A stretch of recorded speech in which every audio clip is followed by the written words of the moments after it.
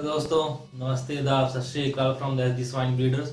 दोस्तों, आज हम बात करेंगे कुछ रिसोर्सेज मतलब कि कुछ महत्वपूर्ण जंतर जो कि एक पिग फार्मर के पास होने बहुत ज़रूरी है, जिससे कि वो बहुत बढ़िया अपना पिग फार्म चला सकता है। और ये थोड़ा एडवांस टेक्नोलॉजी वाइज होगा। प्लीज़ जिन्होंने मेरा चैनल अब तक सब्सक्राइब नहीं किया सब्सक्राइब कर लें, बेल आइकन को जरूर दबाएं। इन सारे जंतर्स को यूज़ कर अपने फार्म को थोड़ा एडवांस लेवल पे ले आ सकता है, कुछ टेक्नोलॉजी वाइज एडवांस कर सकता है। सबसे पहले बात करेंगे फायरिंग कैरेट।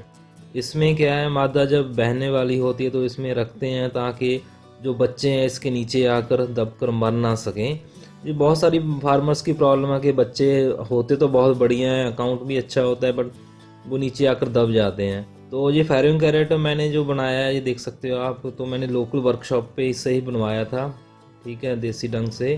तो आप अपने डिजाइन के हिसाब से इसको बनवा सकते हो बहुत ही कम कॉस्ट में। आगे है ये वाटर निप्पल है।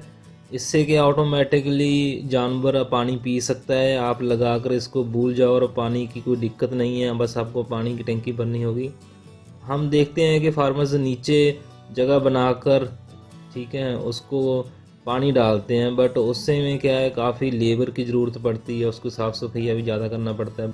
थोड़ा निचली खर्चा तो हो जाता है, बट बाद में पूरे लाइफ के लिए आपके लिए एक बहुत बढ़िया ही ये रिसोर्स हो सकता है।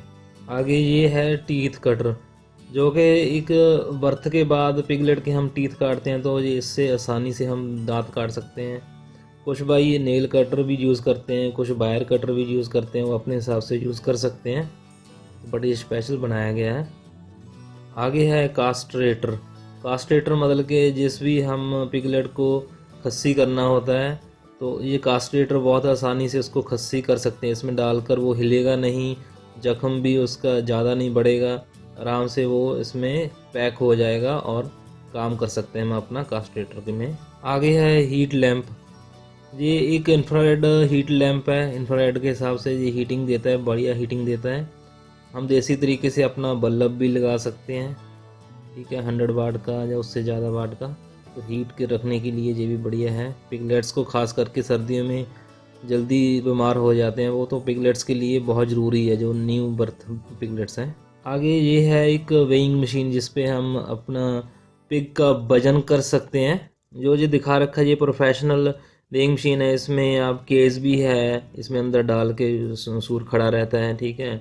बट हम कॉस्ट की कटिंग के लिए, ठीक है, कम बजट के लिए हम एक देसी तरीका देसी केज बना सकते हैं नॉर्मल वर्कशॉप से, जैसे कि आप देख रहे हो यहाँ पे।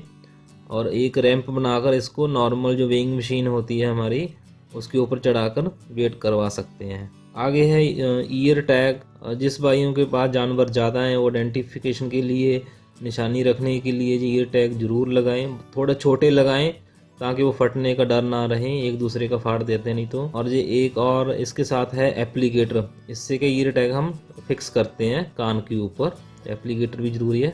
इक्विपमेंट या रिसोर्सेज तो और भी बहुत ज़्यादा है पिग फार्मिंग के लिए, बट ये सब बेसिक थे जिसको आप यूज़ करके अपना पिग फार्मिंग थोड़ा एडवांस लेवल पे ले जा सकते हो और बढ़िया से मैनेज कर सकते हो। Thank you for the watching. Please मेरी और भी अच्छी वीडियोज़ है वो भी आप देखो, लाइक शेयर कमेंट जितना हो सके भाइयों के साथ शेयर करो।